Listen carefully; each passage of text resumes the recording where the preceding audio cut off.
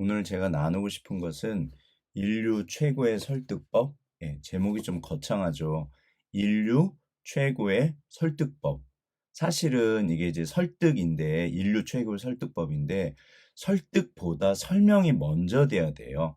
사실은 설득보다 설명이 먼저 돼야 되고, 또 자칫 잘못하면 설명은 또 변명이 되거든요. 근데 그게 아니라 정말로 이게 그 설득보다 설명이 잘 돼서 이게 설명의 힘이에요. 우리가 진리는 설명돼야 되잖아요. 우리가 전하는 건 삶의 기준, 전하는 것은 진리잖아요.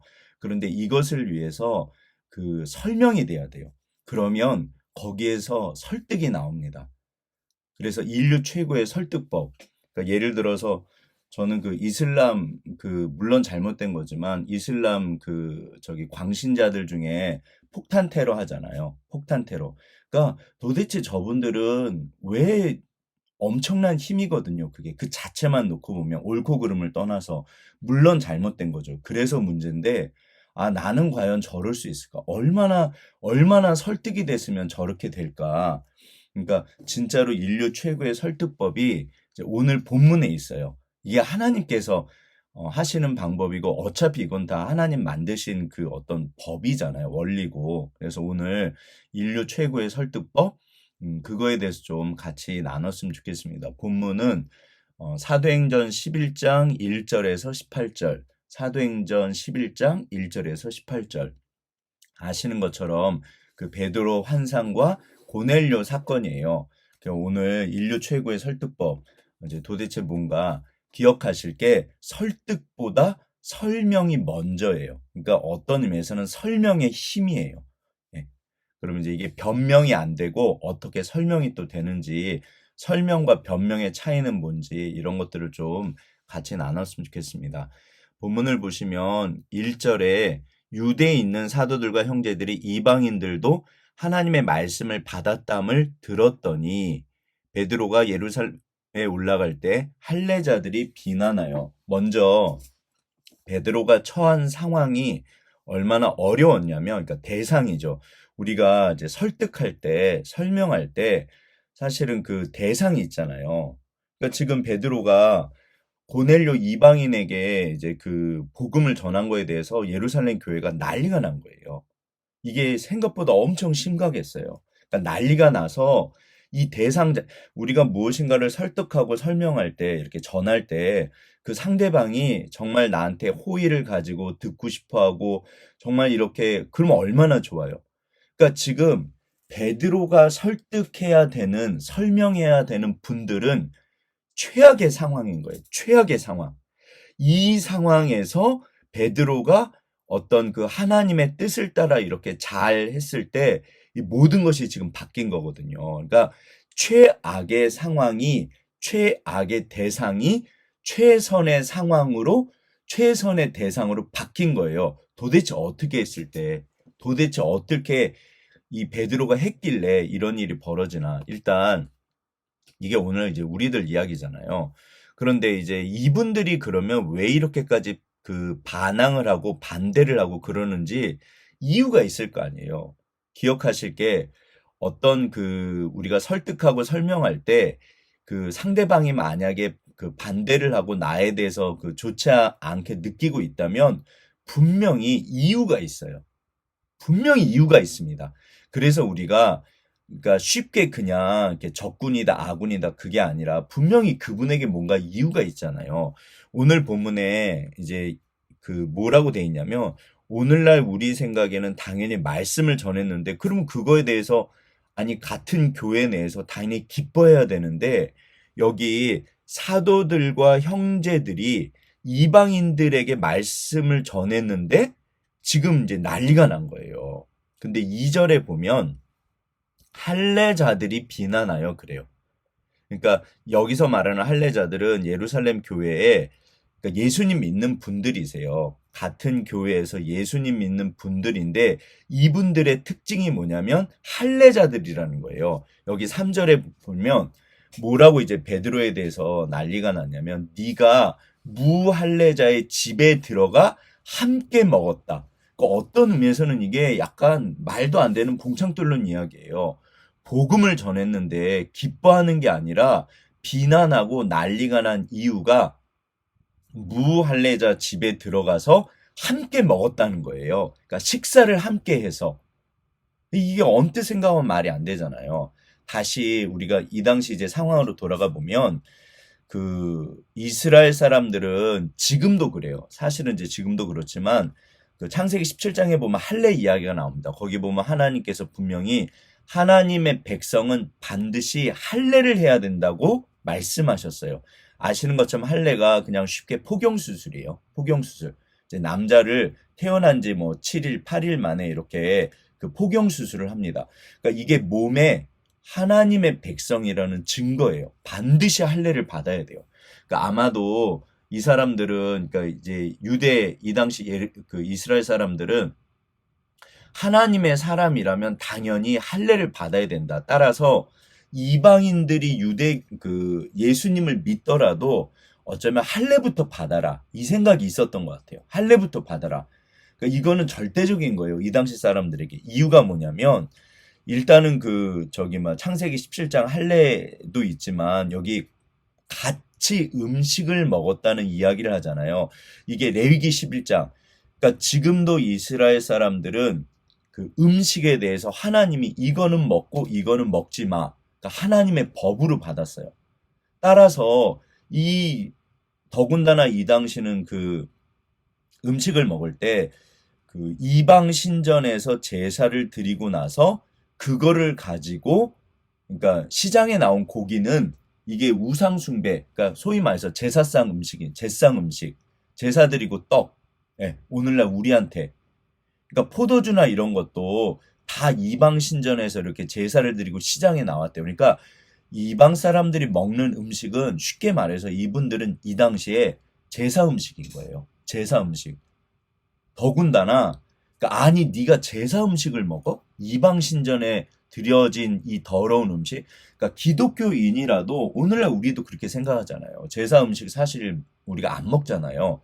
더군다나 구약에 있어서 거룩은 이방 사람들을 개라고 여겼는데 더럽다고 여겼는데 멍멍 짖는 개요. 근데 이제 더럽다고 여긴 거예요. 그런데 구약에 보면 하나님께서 그 사람들이랑 같이 어울려서 그 사람들을 만지거나 접촉하거나 그러면 그분들의 이방 사람들의 더러움이 옮겨온다고 생각했어요. 그러니까 부정탄다고 그러잖아요. 그러니까는 이게 아무튼 난리가 난 거예요. 있을 수 없는 일이 벌어진 거예요. 더군다나 이 예루살렘이 이제 이스라엘이 망하면서 이 당시 유대인들은 자기들의 정체성을 지키기 위해서 할례를 받았고 이방 사람들이랑 어울리지 않았고 더군다나 더러운 사람들, 더군다나 식사를 같이 하지 않았어요. 그러니까 예루살렘 교회가 유대 사람들이 이 생각에 꽉 사로잡혀 있었어요. 그러니까 이제 난리가 난 거예요. 이거는 하나님의 일이 절대로 아니라고 생각한 거예요. 심지어 베드로도 이 생각이 있었어요. 예, 모든 사람들이 이 당시 이 생각이 전부 다 있었어요. 그러니까 이게 오늘날 우리가 생각하는 것처럼 단순한 문제가 아닙니다. 엄청나게 중요하고 반대를 할 수밖에 없는 거예요. 예, 그러니까 뭐 근데 이제 제가 볼 때는 사도들과 형제들은 분명히 물음표를 찍었을 거예요. 아니 이건 좀 이상한데 아무리 그러니까 그렇지만 그래도 베드로가 그렇게 했다? 그렇다면은 뭔가 막 이렇게 비난까지는 아니더라도 찬성은 못했지만 아마 찬성 못했을 거예요. 찬성은 못해도 그럼 뭐지? 하고 약간 이렇게 중간 입장? 그러니까 지금 베드로는 이 하나님의 사역을 이 엄청난 일을 그 전하는데 설득을 어떻게 보면 해야 되잖아요. 근데 그 전에 설명을 하는 거예요. 근데 심지어 찬성하는 분이 어떤 의미에서는 한 명도 없었을 수 있어요. 그러니까 비난하는 분은 당연하고 사도들과 형제들 좋은 인격적으로 좋은 분들조차도 물음표를 찍고 아 이게 뭐지? 하고 어떤 중간 입장. 자, 이렇게 최악의 상황에서 그럼 어떻게 설득을 하고 어떻게 설명을 했나? 그러니까 설득보다 설명이거든요. 그래서 베드로가 이제 보세요. 이게 이제 하나님의 방법이에요. 오늘날 우리고 살다 보면 가정에서 뭐 직장에서 심지어 뭐 교회에서도 우리가 이렇게 설득해야 되고 그러잖아요. 이 가족 내에서도. 그러니까 여기 4절에 보면 베드로가 그들에게 예루살렘에 올라가서 이 일을 하나하나 차례차례 설명을 해요. 반드시 기억하실 게 설득보다 설명입니다. 하나씩 하나씩 설명을 해요. 예, 이게 이제 하나님의 방법이에요. 그 베드로전서 그 3장 15절에 보면 베드로가 그러셨거든요. 소망에 대한 이유를 묻는 사람들에게 대답할 것을 항상 예비해라. 이게 설명하라는 거예요. 예, 소망에 대한 이유를 묻는 분들에게 진리에 대해서, 복음에 대해서, 하나님의 역사에 대해서 항상 이렇게 대답할 것을 예비하고, 그러나 이것을 온유함과 두려움으로 해라 그래요. 설득 전에 설명입니다. 설명하라는 거예요. 진리는 반드시 설명되어져야 되잖아요. 근데 이제 어떻게 됐냐? 차례차례, 그러니까 방법은 하나씩 하나씩 차례차례. 설명이라는 말의 뜻이 이게 이제 중요하잖아요. 설득보다 설명인데, 설명이 뭐냐면 말을 해서 명, 이게 밝게 드러난다는 뜻이 있어요. 예, 이 한자가 명이 그 달이랑 해가 그 해일자랑 그 저기 해랑 달이 그 명자가 합쳐져서 만든 글자인데, 그러니까 밝게 드러난다는 뜻인 거예요. 말로 해서 밝게 드러낸다. 하나씩 하나씩 이거를 차례차례 진리를 드러낸다. 설명한다. 그럼 이제 어떻게 설명했냐? 이게 진짜 지혜로우세요. 그러니까 성령께서, 하나님께서 임하시면 오늘날 우리가 이제 그러잖아요. 그렇게 해야 되잖아요. 여기 보면 일단 5절에 내가 환상을 봤다. 근데 6절에 그런데 그 환상을 주목해서 봤더니 7절에 소리가 나더라. 그런데 8절에 근데 무슨 소리가 났냐면 이거를 먹으라고 그러셨다. 그래서 내가 그때 주님 그럴 수 없습니다. 이거를 이 더럽고 이런 거를 속된 거 나는 지금까지 먹은 적이 없습니다. 이게 예루살렘 교회에 있었던 할례자들, 그 유대교를 이지만 기독교인으로 바뀐 분들의 입장이잖아요. 우리가 더러운 것을, 속된 것을 먹지 않는다. 이게 그러니까 베드로도 나도 여러분과 똑같았다는 거예요.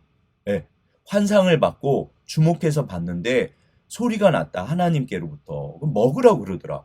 나조차도 아니 하나님 내가 그럴 수 없습니다.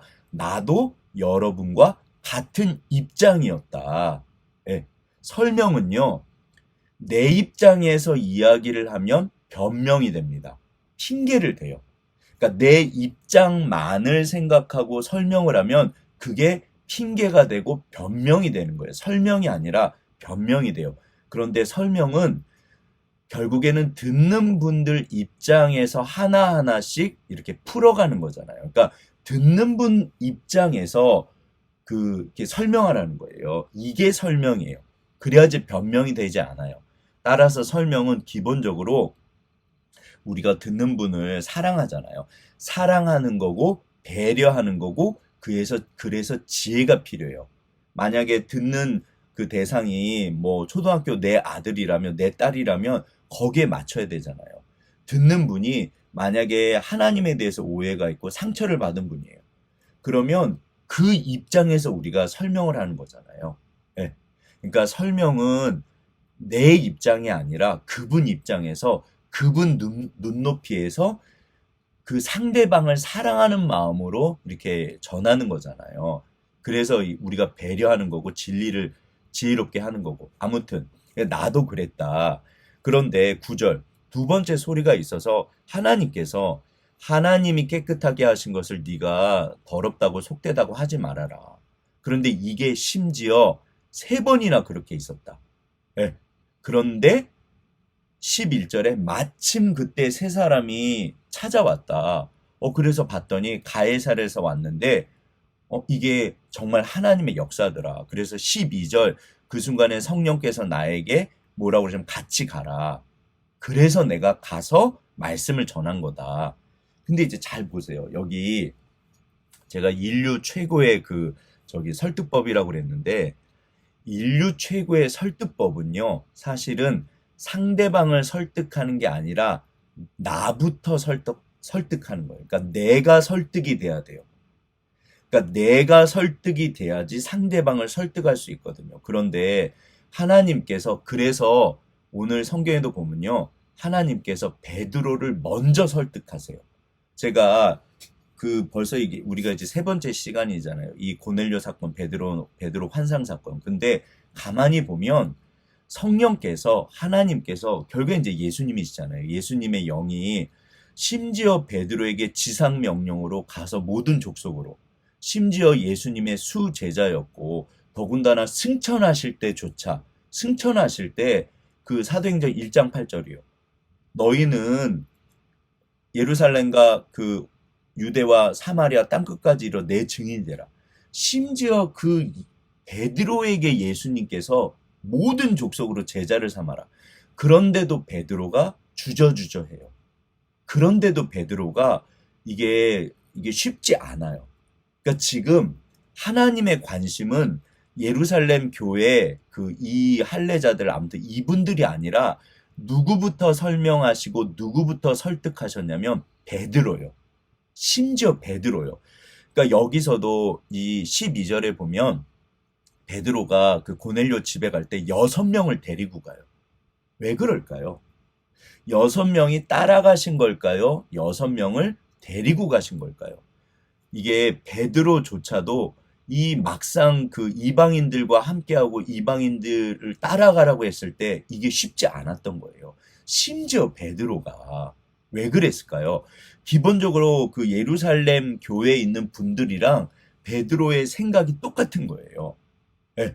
그러니까 심지어 베드로조차 내가 이걸 가야 되나 말아야 되나. 그런데 베드로가 진짜 지혜로우신 게 뭐냐면 원래 구약에 보면 증인을 세울 때 증인은 2명이에요. 2명, 최소한 2명 이상이 돼야지 증인의 효과가 있는데 여기 6명을 데려가잖아요. 근데 이 당시 문화는 로마 법정이나 이런 데서 완벽한 증인의 숫자가 7명이래요. 그러니까 베드로를 포함한 7명. 어쩌면 베드로조차도 객관적이에요. 이게 정말 하나님의 역사이신지 실제로 환상을 봤을 때 이게 무슨 뜻이지 하고 곰곰이 생각을 했었어요. 이게 진짜 하나님께로부터 내려온 환상인가? 이게 정말 하나님의 뜻인가? 심지어 베드로가 스스로가 본인에게 대해서 이게 정말 하나님의 뜻인지 아닌지를 약간 한 발짝 떨어져서 고민하고 생각을 해요. 심지어 환상을 보는데 이게 진짜로 주께로부터 온 건가? 결국에는 인류 최고의 그 설득법?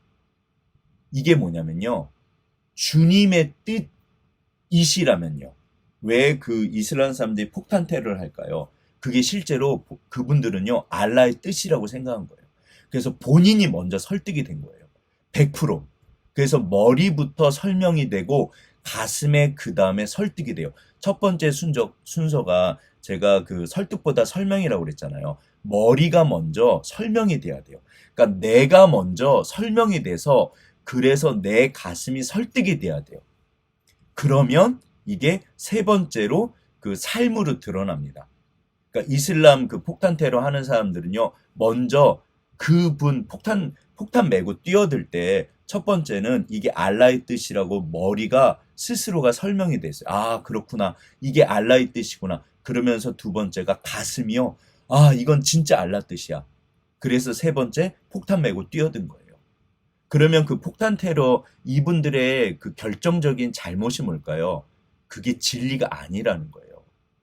그래서 마귀조차도 심지어 사기꾼들조차도 이번에 뭐 세상적으로 난리가 났잖아요. 뭐 주가 조작에다가 뭐 아무튼 이게 머리가 먼저 설명이 돼요. 이 사람들이 하나하나씩 설명을 한 거예요. 그러면 가슴이 와, 이건 진짜네.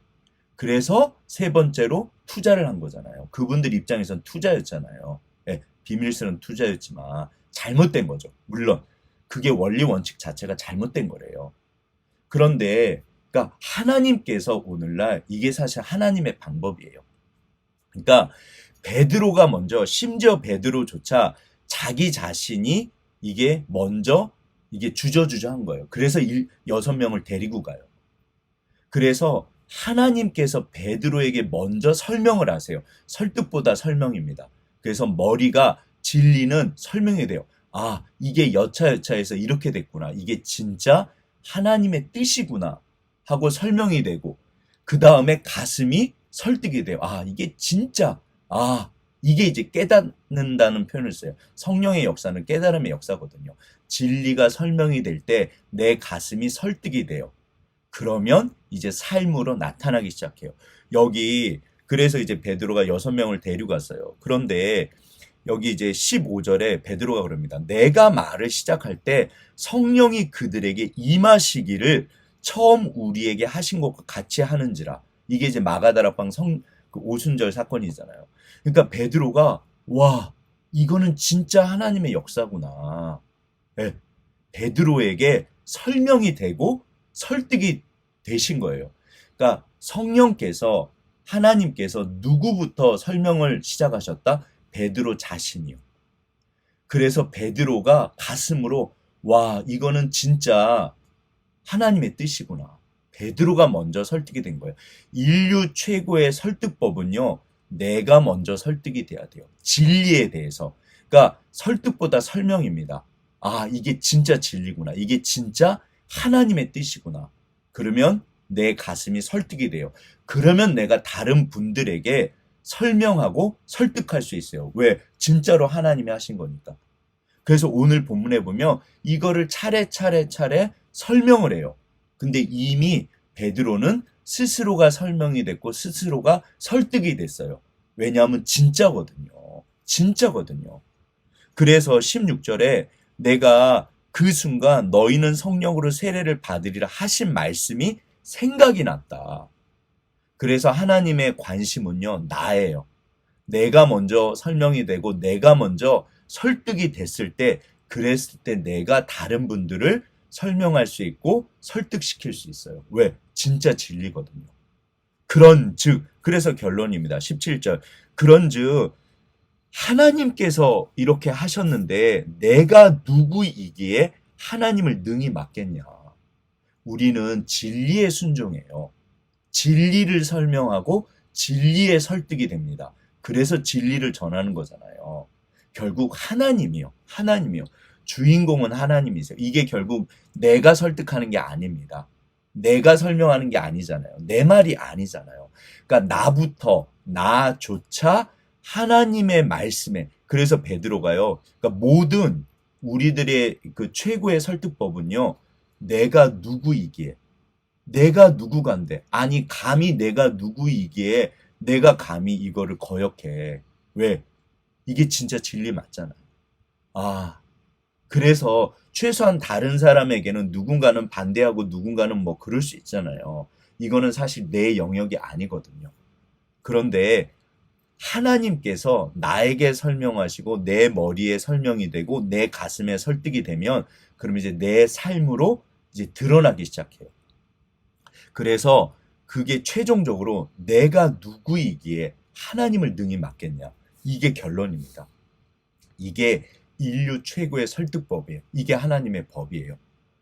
세상 분들은 그걸 거짓, 실제로 그분들은 그걸 진리라고 여기는 거잖아요. 그래서 그 이슬람 폭탄 테러 불쌍하신 거예요. 그분들은 진리라고 믿었기 때문에 그런 거잖아요. 그래서 불쌍하신 거죠.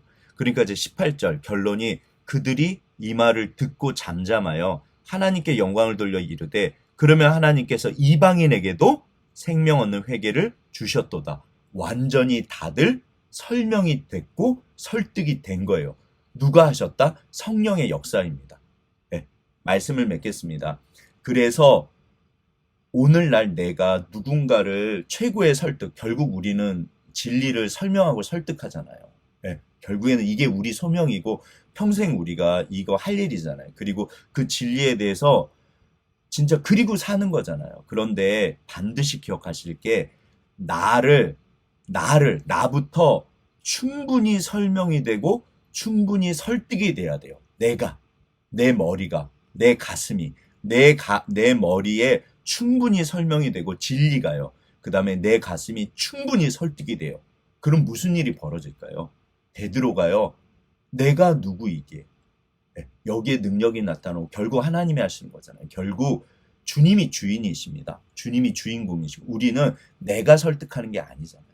이게 내 말이 아니고 내 의견이 아니잖아요.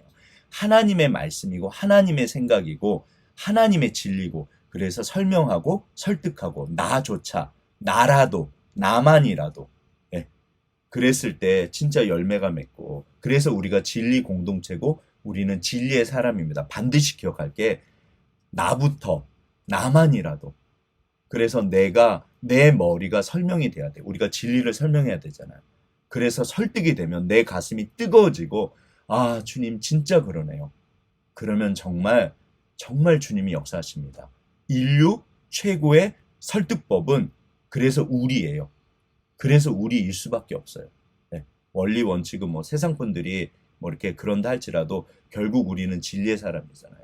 그렇게 나부터 나만이라도 네. 그래서 정말 그렇게 진리를 전하시는 내가 설명되고 내 머리가 설명되고 내 가슴이 설득될 때 진짜 주께서 역사하시잖아요. 그렇게 승리하시기를 주의 이름으로 축원합니다.